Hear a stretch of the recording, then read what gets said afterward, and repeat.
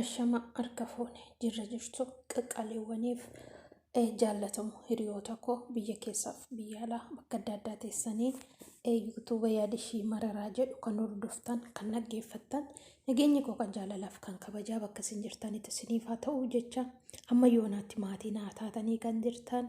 kallattii kamiinuu na jajjabeessuudhaan na cina kan dhaabbattan ulfaadhaa fayyaa ta'a. Sheeriin keessan, koomentiin keessan, laayikiin keessan, sabiskiraayibiin keessan na fayyadaa jiran isiniin jedha. Akkasumallee maatii kan naaf hin ta'in jirtan maatii naaf ta'a isiniin jedha.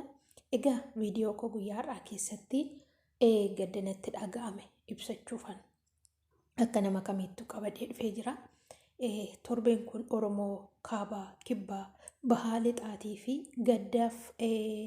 azanii guddaarra jirra.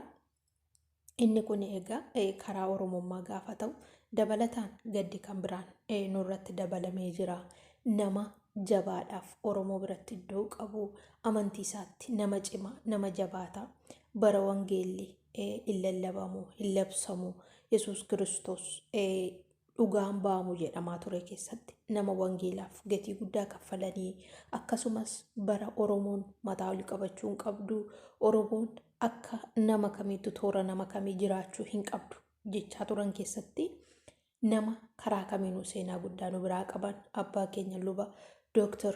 Bal'inaasaa Harkaa lubbuudhaan kaleessa dachee kanarraa boqotanii jiru. Egaa fooniin dachee kanarraa deemaniyyuu lubbuun isaanii Waaqayyo biratti iddoo guddaa akka qabdu eenyumti keenyayyuu ni beekna. Nama Waaqa biratti jaallatamaa nama wangeelaaf aarsaa guddaa kaffalan dhaloota barsiisuudhaan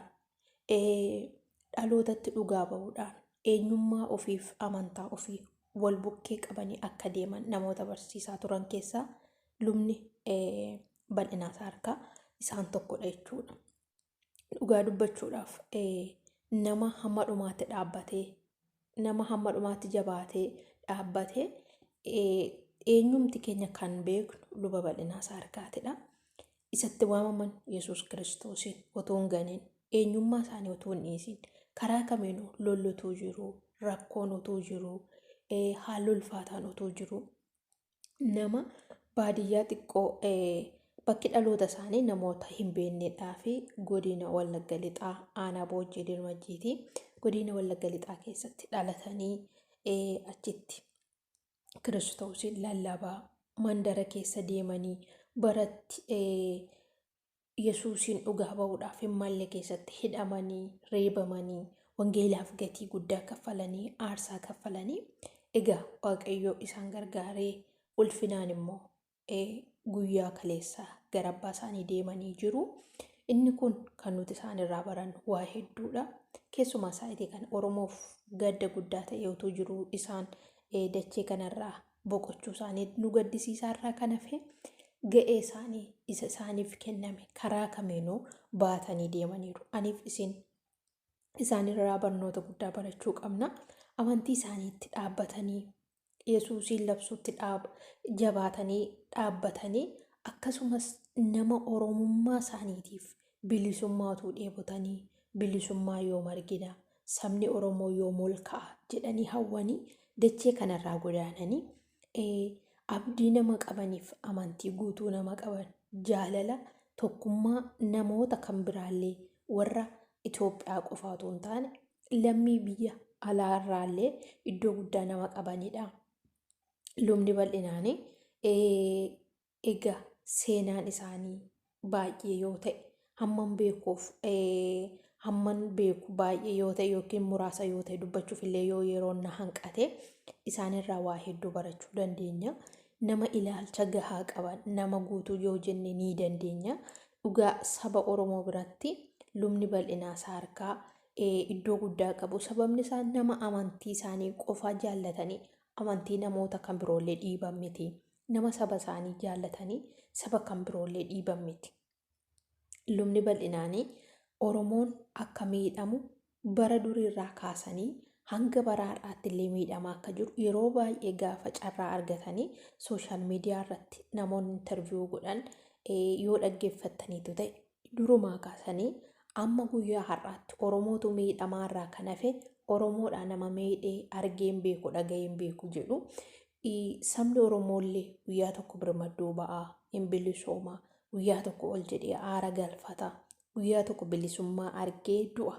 yoo an arguudhaa baadhellee dhalli koo bilisummaa qomoon koo bilisummaa Oromoon bilisummaa argee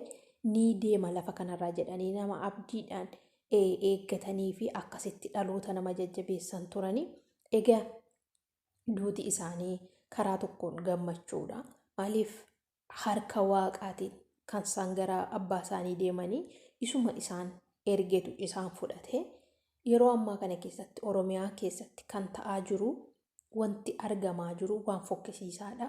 lubbuu waaqayyo kennee fi lubbuu waaqayyo uumetti cafacafanii akka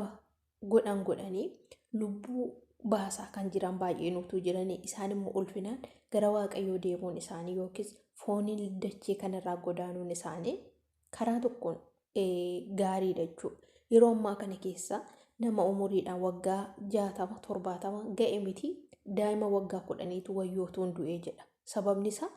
argaa jira akkam akka ta'aa jiru walqixxummaan akka biyya keenyarraa badee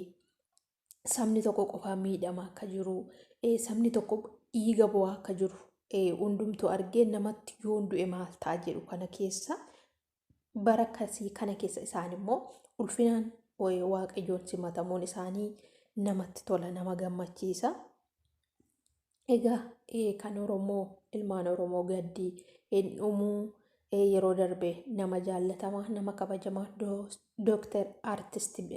Alii Birraa dhabne guyyaa kaleessaa immoo luba geggeessaa waldaa kiristaanaa dhabne kana qofaa miti Oromiyaan dhiigaa jirti bu'aa jirti wanti goonuu hin qabnu akka amantaa keenyatti waaqayyotti bu'uudhaa fi waaqayyotti iyyuurraa kana fedhi isiniin jedha waaqayyo lubbuu isaanii hamaaruun dhaamsa kooti ulfaadhaa fayyaa ta'a eebbifamaan isiniin jedha gooftaan lubbuu